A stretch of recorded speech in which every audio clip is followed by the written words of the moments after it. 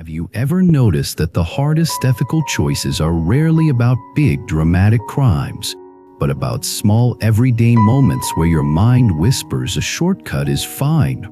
Have you ever wondered why you can know what is right and still feel pulled toward what is easy? Welcome back to the channel. Today we are stepping into a topic that sounds like an exam word, but is actually the hidden engine of every life. Ethics. Not as a boring definition, not as a list of rules, and not as a way to judge other people from a safe distance. Ethics as the living practice of how you choose, how you treat others, how you treat yourself, and how you plant causes that will later return as peace or regret. I want you to carry two main ideas through this entire story. First, ethics is not only about what you do, it is about what you become, because every choice shapes your mind, and your mind shapes your future choices, which is karma working in real time. Second, ethics is the bridge between wisdom and compassion, because wisdom without ethics becomes clever selfishness, and compassion without ethics becomes confused people-pleasing that can still create harm. Let us begin with a scene so ordinary you might miss how powerful it is. A student is walking into a test. The student studied, but not enough. The student is nervous. The mind starts bargaining. Maybe I can copy a little. Maybe I can glance. Nobody will notice. Everyone does it. It is just one time. Now pause. This is where ethics begins for real. Not in a philosophy classroom. In a moment where desire and fear are pressing on the mind. Ethics is the training that helps you choose the next step without being owned by desire and fear. Now many people think ethics is only about being a good person so others like you, but that is not deep ethics. That is reputation management. Reputation management collapses when nobody is watching, or when the crowd rewards the wrong behavior. Deep ethics is different. Deep ethics is the decision to align your actions with values you respect even when it costs you comfort, approval, or short-term gain.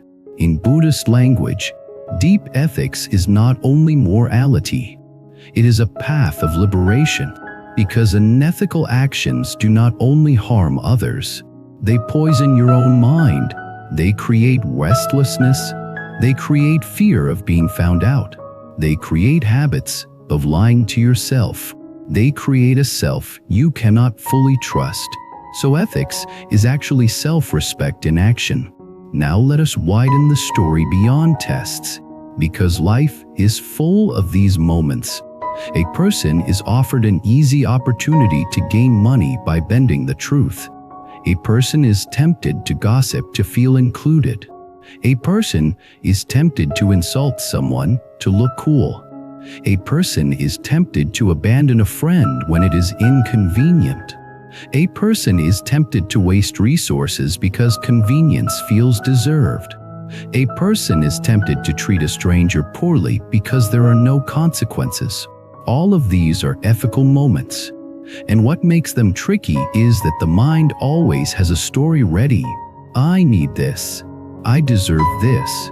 It is not a big deal. They started it. Nobody will get hurt. It is just once. But karma does not care about your story. Karma cares about cause and effect. If you plant dishonesty, you harvest mistrust and inner tension. If you plant cruelty, you harvest conflict and a hardened heart. If you plant greed, you harvest dissatisfaction and fear. If you plant compassion, you harvest connection and dignity. So the first step in understanding ethics is to see it as cause and effect rather than as a moral performance. Now imagine a teacher explaining ethics to a room of students, but instead of using abstract words, the teacher uses a story.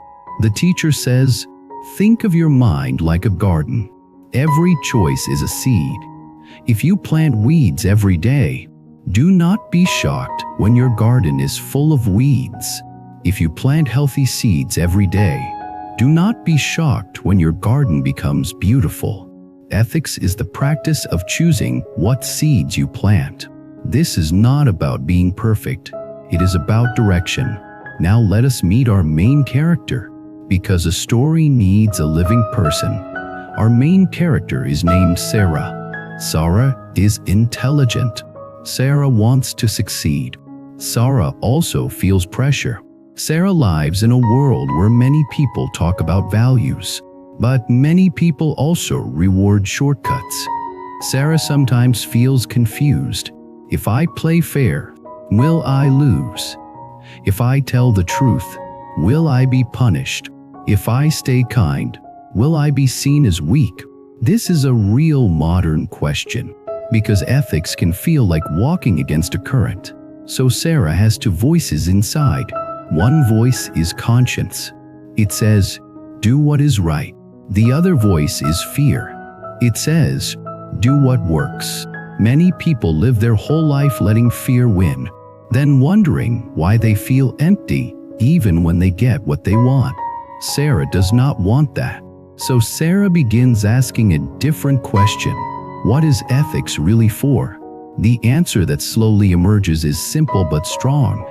Ethics is for freedom. Freedom from regret. Freedom from inner conflict. Freedom from being controlled by craving and fear. Freedom to respect yourself. Freedom to build trust. Freedom to create a life that feels clean inside. Now that might sound dramatic, but let us make it concrete. Sarah once lied to avoid trouble. The lie worked for a day. Then Sarah felt nervous. Sarah kept thinking about it. Sarah worried about being exposed. Sarah told another lie to cover the first. Soon Sarah was living inside a cage made of stories. Sarah learned something. A lie is not only a false sentence. A lie is a chain you put on your own mind. So, Sarah started valuing truth not only as a virtue, but as a form of peace. Truth makes you lighter. Truth makes you consistent. Truth makes you less afraid. So Sarah decides to train ethics like a practice, not a one-time decision. A daily training. This is where the Buddhist approach to ethics becomes very practical. In Buddhism, ethics is often described as right speech, right action, and right livelihood. But do not get stuck on words. The living idea is that your behavior becomes your mind. Your mind becomes your world. If you want a calmer world, you need cleaner behavior. Cleaner behavior supports calmer mind. Calmer mind supports wiser behavior. It is a loop. Now Sarah begins to watch how ethical failures usually happen. They happen when Sarah is rushed. They happen when Sarah is stressed. They happen when Sarah is trying to impress.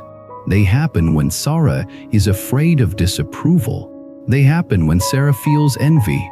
They happen when Sarah is tired. So Sarah sees the pattern. Ethics is easiest when the mind is stable. Ethics is hardest when the mind is reactive. So Sarah realizes ethics is not separate from mind training. Ethics requires the mind to be subdued, not crushed, but guided. Sarah begins practicing a simple pause. Before speaking, pause. Before sending a message, pause. Before making a purchase, pause. Before reacting in anger, pause. This pause is where ethics lives, because without the pause, you are not choosing, you are reacting. And karma is built by reactions. Karma can be transformed by conscious choice. Now let us see how this plays out in a few scenes of Sarah's life, told like a story you could recognize. Sarah is with friends. Someone starts mocking another student. Everyone laughs. Sarah feels pressure to laugh too. The mind says, laugh or you will be excluded. The conscience says, this is cruel. Sarah pauses. Sarah does not lecture. Sarah simply does not during the cruelty. Sarah changes the subject. Later, Sarah checks on the student who was mocked. That small moment seems insignificant, but it is huge, because Sarah planted a seed of courage and compassion, and Sarah also protected the mind from becoming a cruelty mind. This is karma.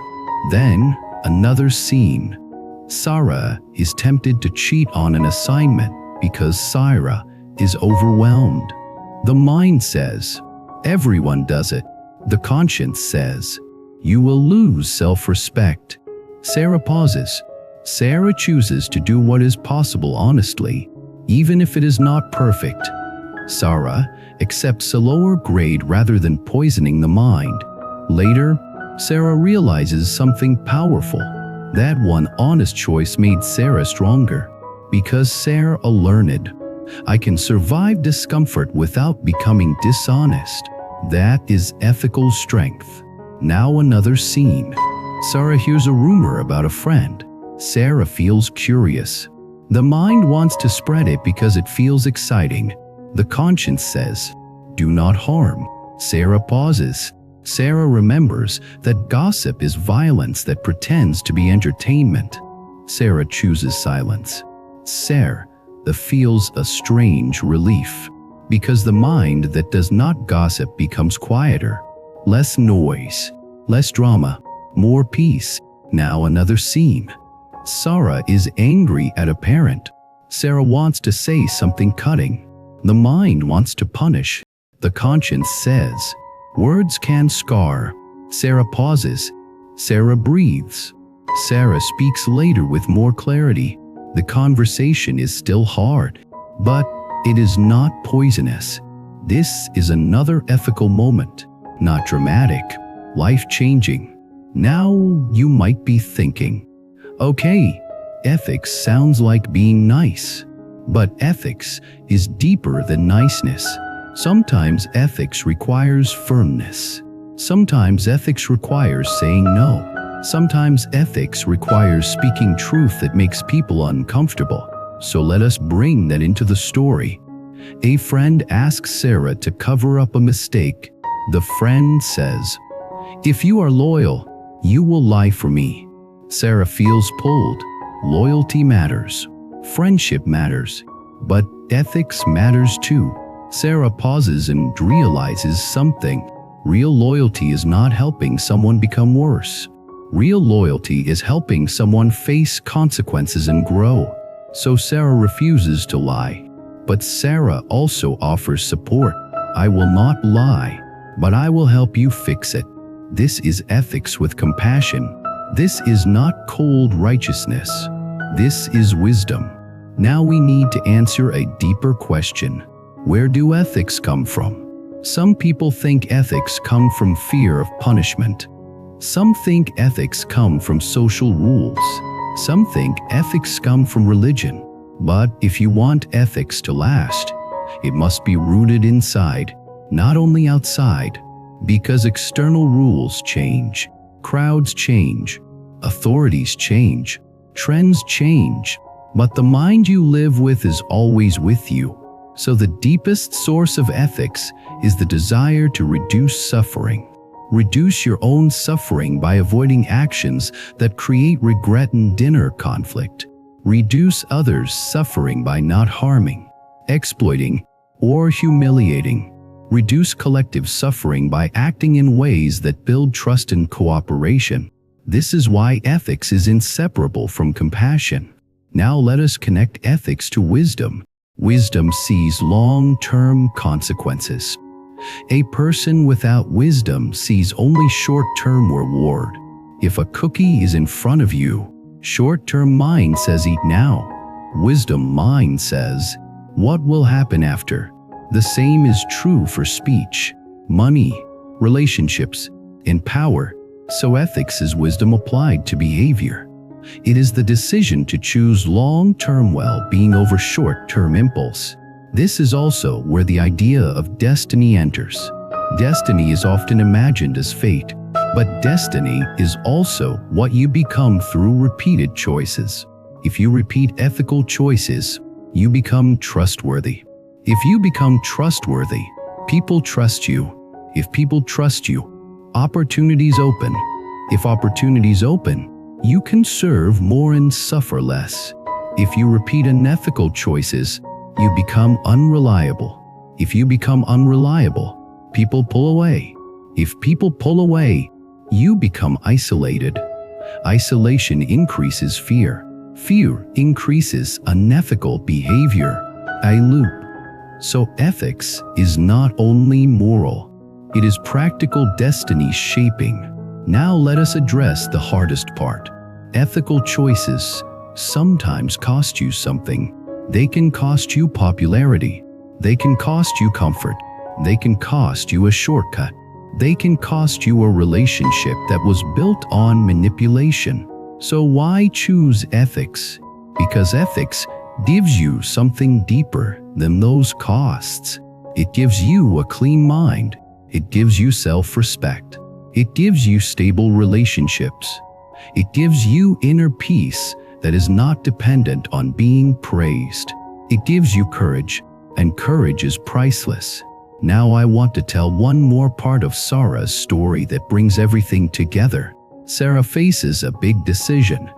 An opportunity appears that would bring status, but it requires compromising values.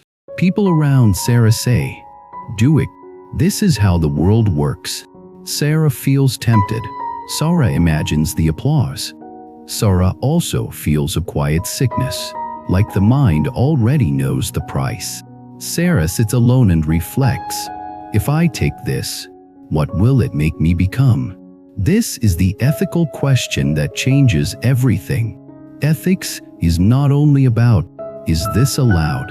Ethics is about, "Who will I become if I repeat this?" Sarah chooses the harder path.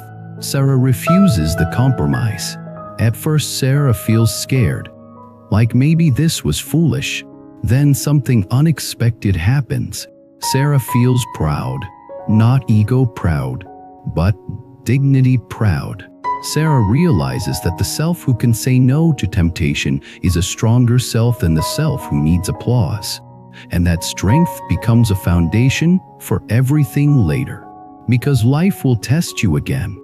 If you pass the test once, you become more capable of passing the next. That is karma again. Now let us bring this back to you. Because the real purpose of this video is not Sarah. It is your next choice. When you hear the word ethics, do not think of a lecture. Think of the next moment when you are tempted. Tempted to lie. Tempted to be cruel. Tempted to cheat. Tempted to waste. Tempted to betray trust. Tempted to avoid responsibility. In that moment, you have a chance to change your karma. Not in a mystical way, in a direct way. You pause. You breathe. You ask, what choice reduces suffering? You choose. Then you repeat. And the person you become through repetition becomes your destiny. That is the heart of ethics. Ethics is not a school subject. Ethics is a life path. A path that makes awakening possible. Because awakening is not only insight, it is behavior guided by wisdom and compassion. Thank you for spending this time with me. Share in the comments a moment when doing the right thing was hard but later gave you peace. And share what kind of ethical challenge you face most often in daily life. And if you want more videos like this, please subscribe to the channel, like the video, and leave a comment to support this community. I will see you in the next one.